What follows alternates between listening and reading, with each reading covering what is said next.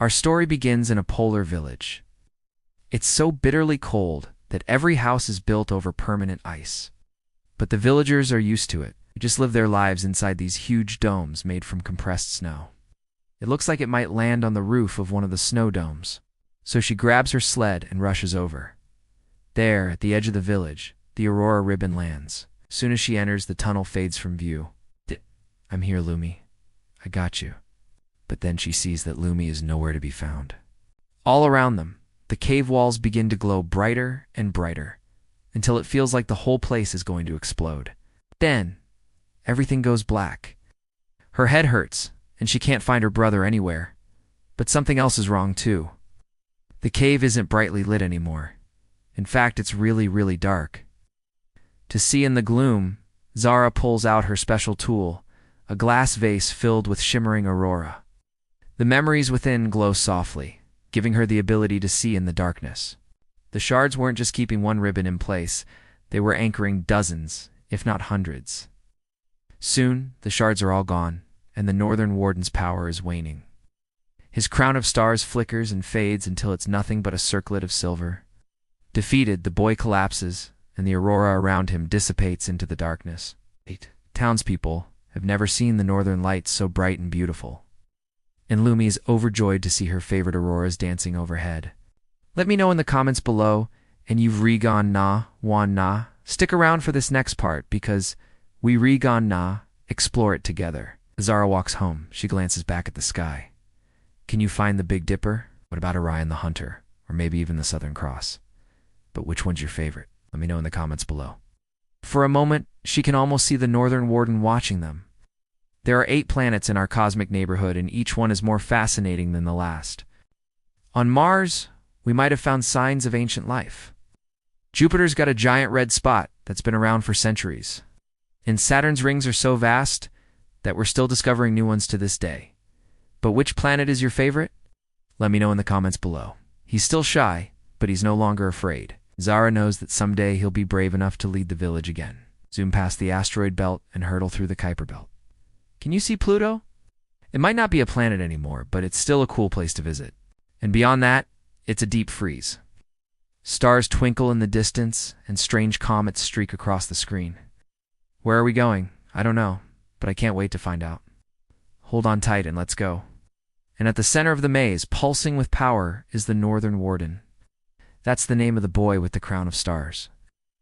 And now that Zara has freed the Aurora, he's more powerful than ever. He raises his arms and points towards her.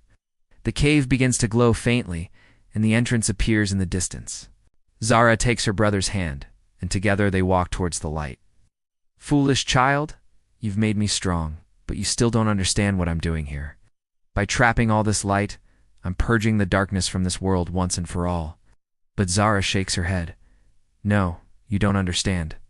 Light isn't for trapping, it's for sharing. With that, Zara steps back and lets the aurora flow around her. Instead, Kai is talking to a tall boy with a crown of frozen stars on his head. In front of her brother, the northern lights were forming another ribbon, reaching towards the ceiling, trying to escape. But Zara can feel that he's okay. As she runs to him, the Northern Warden rises to his feet. He's no longer a fearsome monster. He's just a boy with tired eyes and a sad smile. Can you help me? He asks quietly.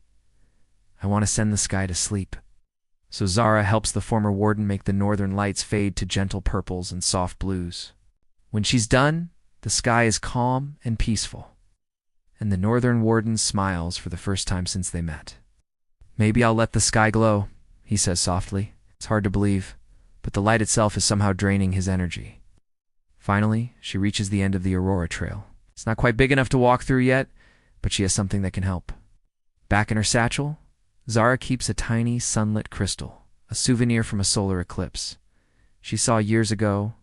It doesn't look like much, but when she pours the contents of her vase onto it, the crystal begins to hum.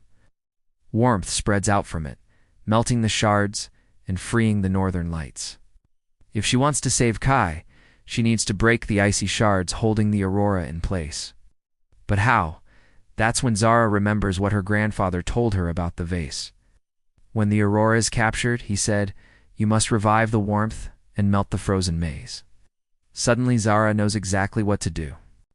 But there's something different about this one. It's jittery and twisted into unnatural shapes.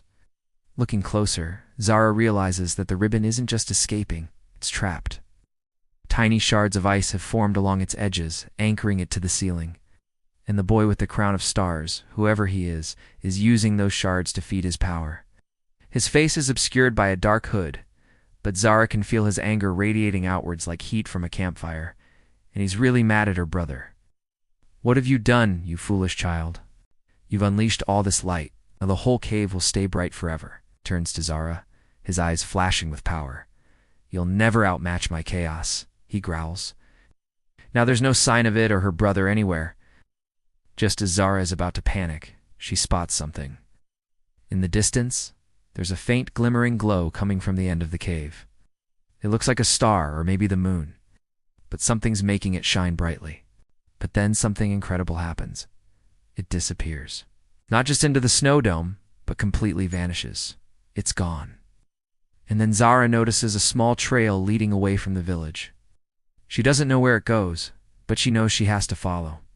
And they do everything under the magical glow of the northern lights. One day, a young girl named Zara watches a glowing ribbon of Aurora shoot up into the sky.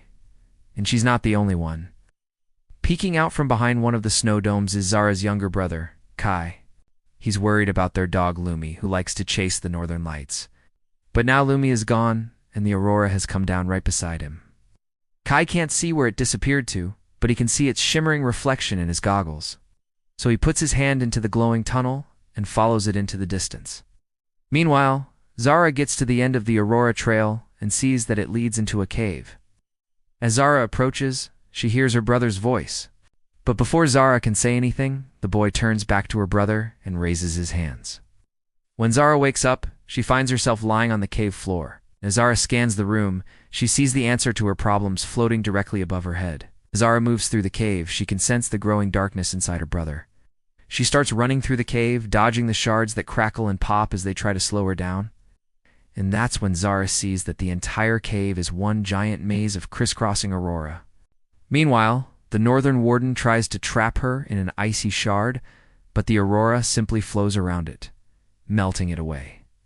Then finally, Zara sees her brother. The northern lights are gone, and he looks like he's fallen asleep. Then he disappears, leaving Zara alone with her brother and a newfound appreciation for the northern lights. Back in the village, everyone is celebrating. Thanks for watching, Space Racers. Do you have a favorite constellation? As the sun sets, the stars begin to appear in the sky. Now before we blast off on our next space adventure, we have to take a quick detour through the solar system. Okay, it's time for liftoff. We're blasting off on our next space adventure.